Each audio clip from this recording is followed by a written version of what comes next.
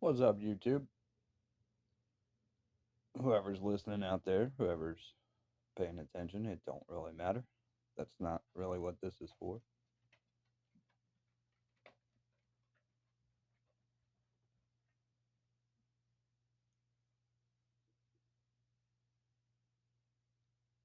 See, a lot of people just assumed, and a lot of the people from the community helped them to assume.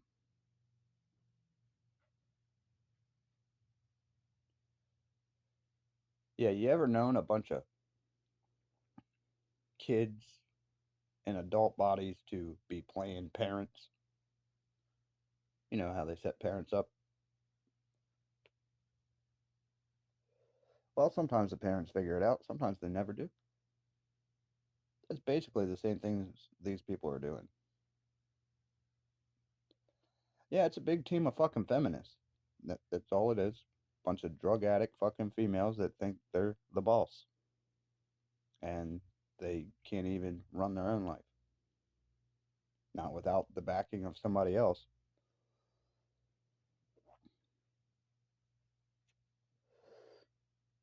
No, I was never in these positions until I tried to take care of a female that just wanted to sit on her fucking ass and then manipulate and lie to get out of it.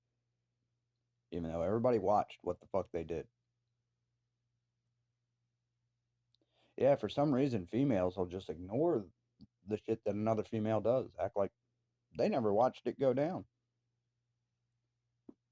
Even though, shit, not too long ago, you were in their face about what they were doing. But now all of a sudden, it's like they never did it. All right. That's fucking insane. Jen was literally named in court as the person responsible for Jasmine having mental issues going on because of the shit that she would put her in because she would never watch her. Yeah, this was a child that would walk around a dangerous neighborhood at 2 years old and be eating food from the neighbors because she would tell them that she's hungry.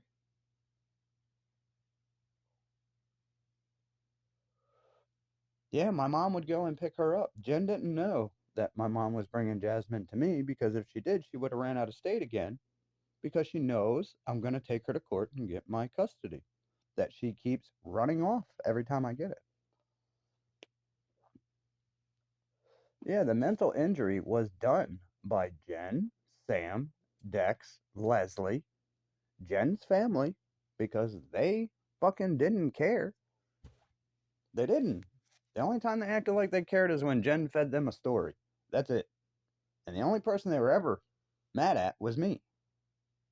No facts, no evidence whatsoever, because it never fucking happened.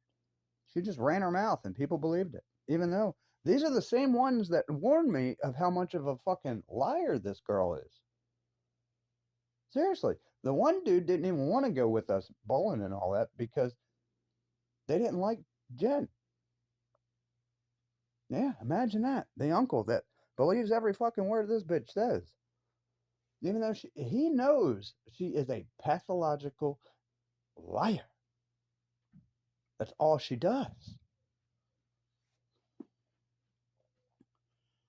Well, my years of being in, motherfucker, I'm not a drug addict, okay? I'm not an alcoholic. And until your niece came into my life, you've never fucking seen me in there. So I don't want to hear your shit. You asked me right to my face, Charlie, and I fucking told you the truth. Flat out fucking truth. You didn't like it. I've never hurt that child. I've never hurt that girl. Have I wanted to hurt Jen? Yes. Have I done it? No. Could I? Oh, hell yeah. She knows damn well if me and her got into a fight, there would be nothing left of her. That would be one of the quickest fucking fights in my life. Was she abusive? Hell yes. She was a lazy, spoiled little bitch. And who do I blame for that? Her family. Yeah, I know her dad was a sweetheart. I know that. But he's also a tough man. Where's the fuck is the toughness on your daughter so she stays in line, dude? Sorry, Rick, but this is why she was sneaking guys in. This is why her and Mary Lou were always fighting.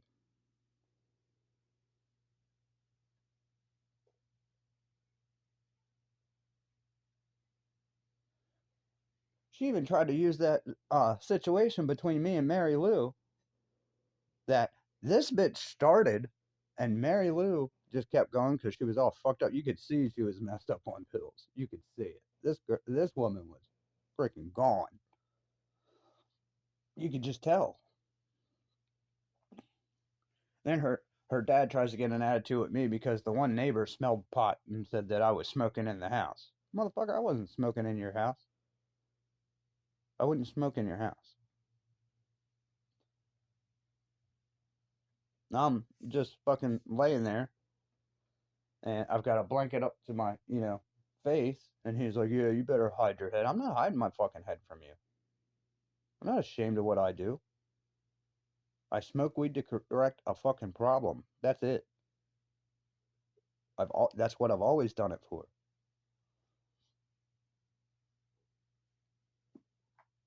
Yes, it makes my brain at ease. It makes it easier for me to think. And it's not no fucking narcotic like Adderall. I'd rather be smoking a little bit of weed or eating an edible than to be taking that shit.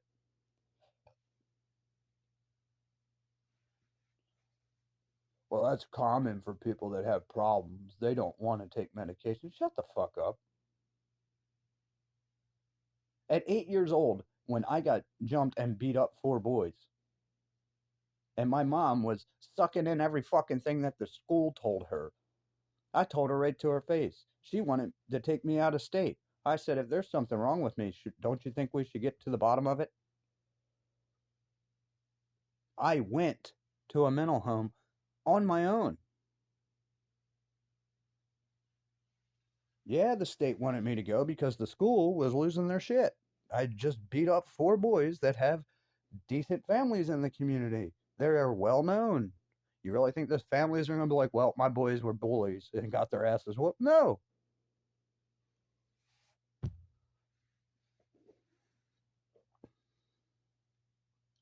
Fucking Danielle and Sarah Baldwin watched it. Danielle Hamby and Sarah Baldwin watched it. These boys attacked me and I fucked them up. I was being nice the whole time. Even when they started being ignorant, I was still being nice. I was just looking at them like, what the hell is your problem?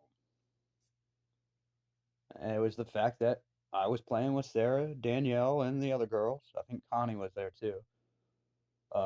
Patricia, and another Danielle. I don't know. They came over and asked me to play, so I went to play. It was third grade, guys. I mean, damn. Just goofing off on the playground. And these boys caught an attitude.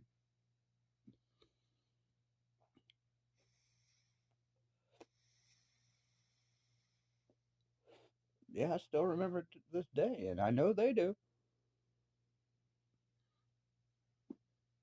Yeah, it was a bunch of kitty shit, just like the thing with Billy Robinson and him trying to show off for Samantha Schultz, all because she had an attitude because we were allowed to eat and drink on the bus, and she rode my bus. And I don't know what she was doing, but we were riding on the bus. I'm talking to my friend. All of a sudden, I look up, and this girl's getting ready to dump a bottle of water on me. So I smacked the bottom of it, and it went all over. And she got all mad and ran to the front of the bus when she got off and told the bus driver and got food and drink removed from the bus. Well, everybody got mad at me. Uh, I'm not the one who did that. All I did was block. So for other boys, well, 5 other boys, it was 4, and then a fifth one joined in. thought that they were going to start a fight with me on the bus. The bus driver is laughing. She thinks it's funny, watching this about to go down as she's driving down the road. Yeah, Brian, Steve, uh, Flint, and Hawkins. And yeah, they oh, they tried. Sorry, Brian, your friends got you into a really fucked up ordeal, buddy. Yeah, I felt bad because I didn't know that dude's background, and they're all running their mouth to me, and I had done wrapped him up and stuffed him behind me with one arm, mind you. I'm holding this whole person with one arm and have him all wrapped up and have him stuffed behind my back and waving his other friends on down the aisle. This bus driver finally pulls over. And that's when Steve started to get an attitude and went to come down the fucking aisle, and I grabbed Brian and threw him at Steve. And Steve like catches him and, oh, let me check your mouth. I said, Steve, I will break your fucking neck for that shit, bro. And he just looked at me. I said, yeah, we're not playing that shit. And that's when Flint Miller, which is like 4 times my size, tries to stand up and start running his mouth with Richard Hawkins, which is this bigger than Flint. I told them both, I will fuck you both up. They just looked at each other and said, well, we'll see what happens after school. Well, what are you waiting after school for? I'm right here, motherfucker. So we get to the school. We go through our day.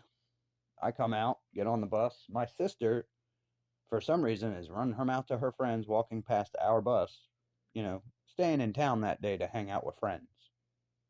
Yeah, so she's not riding the bus. But Flint's running his mouth to me, and she heard it. So she comes on the bus and starts running her mouth to her, or to him,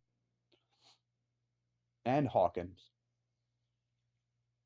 And Flint's like, oh, yeah, you need your big sister to protect you. I said, first of all, she's protecting you.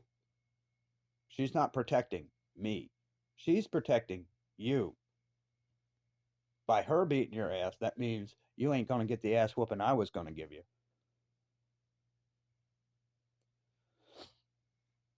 Yeah, they got all mad, tried to have Richard Hawkins, him, and a dude named Steven Tortoise start shit at a basketball court up at Calvert, where I played basketball all the time, every summer. And those motherfuckers roll up there. They start running their mouth and trying to bully. And I was like, look, let's just play a basketball game. If I win, you shut the fuck up and leave. So we won.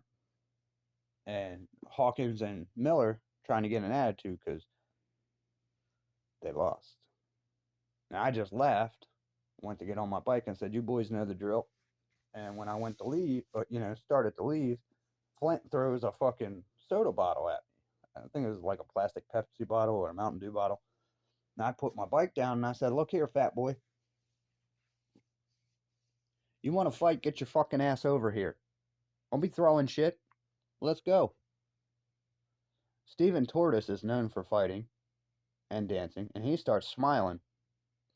And I fucking drill Flint. He goes rolling off the picnic table.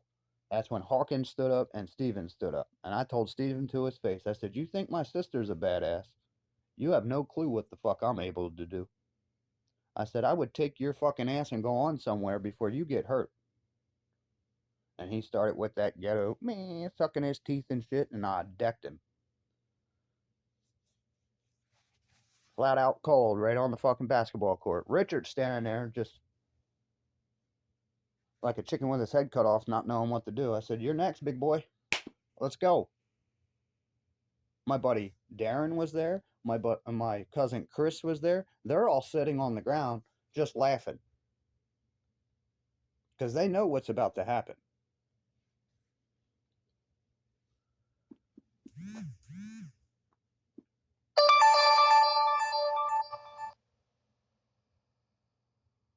Bunch of fucking pussies is what they were.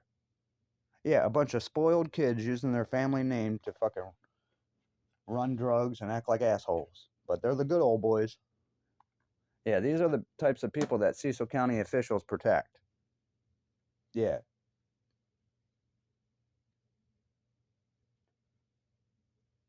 Well, you seem to really have a bad temper towards drug addicts. Yeah, I was grown up around fucking crazy ass drug addicts. And I'm tired of hearing that it's a fucking disease and it's not their fault and blah, blah, blah, blah. Yeah, it is. Just like a cigarette or weed. I picked it up and did it. It's my fault. If all your friends are trying to get you to cheat on your partner and you go and do it and you get caught and ruin your fucking relationship, or it makes you, start feeling like shit because you shouldn't have done that, guess what? You're still responsible. You did it. Now, when you meet somebody and you guys have an okay, decent relationship and you're hanging out and they do something heinous behind your back that you don't know about. See, if it's a man and a woman does something like that and he catches the gist of it, it all depends because a lot of people try to blame him just for knowing her. No. Well, you know her. Just because I know her and I'm dating her doesn't mean I know everything somebody's going to do. Anybody can switch up at any time and do something out of character. Or maybe that is their real character and they were letting it show. Either which way that is for that person, it could be a number of different scenarios. But the point is it's not that person's fault that this person turned out to be a psycho, unless they were the ones turning them into a psycho. Right. That's why when women do psycho shit, they try and act like, well, it was my boyfriend's fault. He was this. And their favorite thing they use is he was narcissistic. That's funny because women, by definition, 80% of you fit the description of a narcissist by definition, by everything you do. Nothing's ever your fault. All you want is the good stuff in life, and you will set people up left and right to do so. And you do not care who you hurt.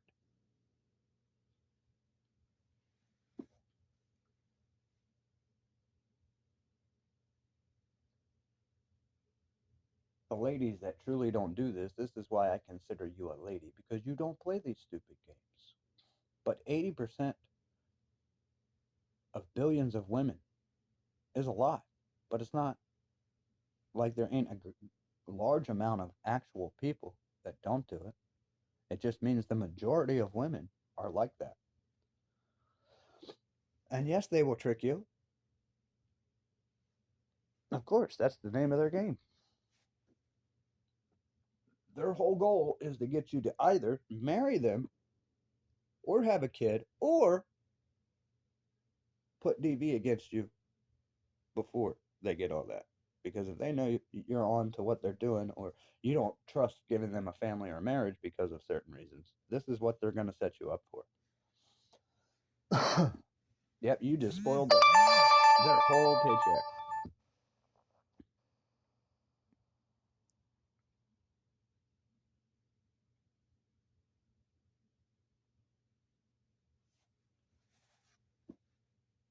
Yeah, they will use kids, they will use sickness, they will use depression, they will use any goddamn thing they can as long as it works.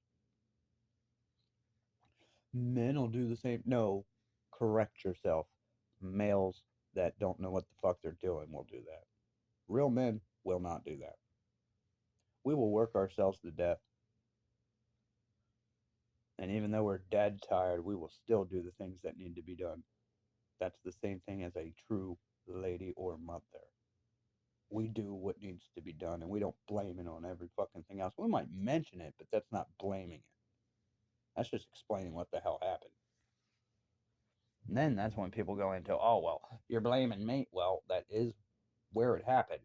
I mean, you can call that blame, you can call that analyzing, whatever you want, but blame would be, I know you did it, you fucking did it, without actually knowing. That would be blaming.